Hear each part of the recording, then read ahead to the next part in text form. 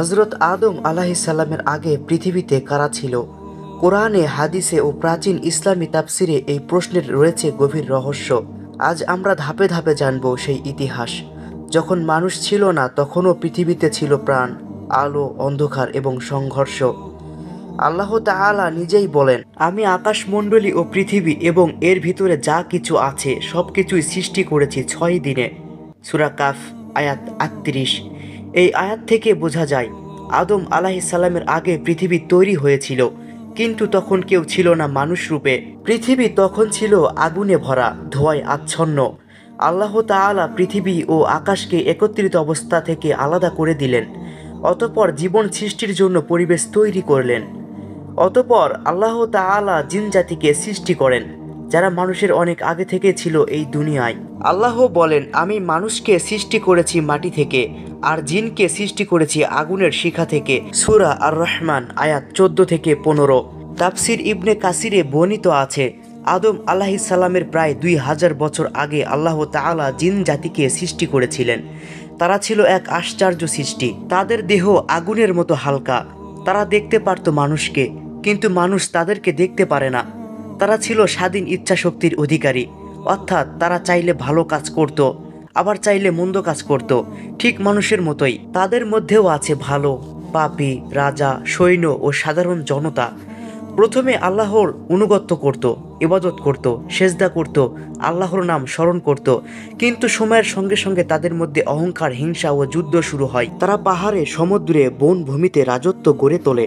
একসময় তারা রক্তপাত শুরু করে, অন্য জিনদের ওপর অত্যাচার চালায়, এমনকি আল্লাহর নাম অস্বীকার করে মূর্তি পূজা শুরু করে। তখন ফেরেশতারা আল্লাহর কাছে প্রার্থনা করে বলল, হে আল্লাহ, এই পৃথিবীতে যারা ফাসাদ সৃষ্টি করেছে, আমরা তাদেরকে শাস্তি দিতে চাই। আল্লাহ অনুমতি দিলেন, আর ফেরেশতারা পৃথিবীতে নেমে এসে অত্যাচারী জিনদেরকে পরাজিত করল। তখন এক জিন ছিল, নাম ইবলিস। সে ছিল সবচেয়ে জ্ঞানী ও ইবাদতকারী জিনদের একজন। ফেরেশতারা যখন জিনদের ওপর অভিযান চালায়, ইবলিস আল্লাহর অনুগত করে, তাদের সাহায্য করে। ফলে আল্লাহ তাকে সম্মান দিলেন, আর সে ফেরেশতাদের সঙ্গেই বাস করতে শুরু করলো। তবে সে ছিল জিন, ফেরেশতা নয়। যেমন আল্লাহ বলেন, সে ছিল জিনদের একজন, সে তার প্রভুর আদেশ অমান্য করল। সূরা কাহাফ আয়াত 50। এভাবেই ইবলিস দীর্ঘদিন ইবাদত করল, কিন্তু অন্তরে অহংকার জন্ম নিতে লাগলো।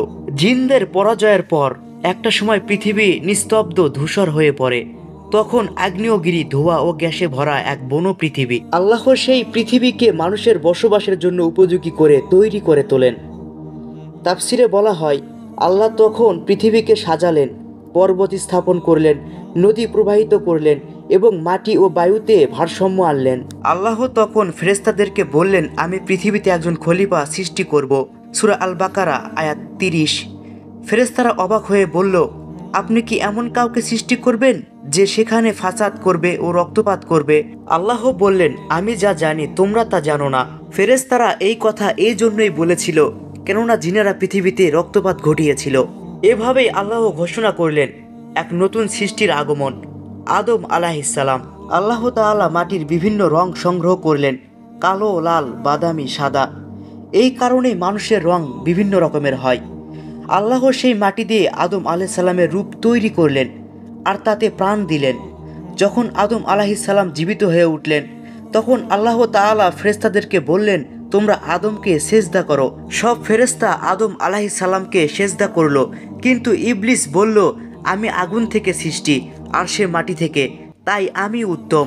এভাবে সে অস্বীকার করে দিল, আর হয়ে গেল লাঞ্ছিত, অভিশপ্ত শয়তান। আল্লাহ তাআলা আদম আলাইহিসসালামকে এবং হাওয়া আলাইহিসসালামকে জান্নাতে রাখলেন। তাদের জন্য ছিল সব কিছু, কিন্তু এক গাছের ফল খেতে নিষেধ করলেন।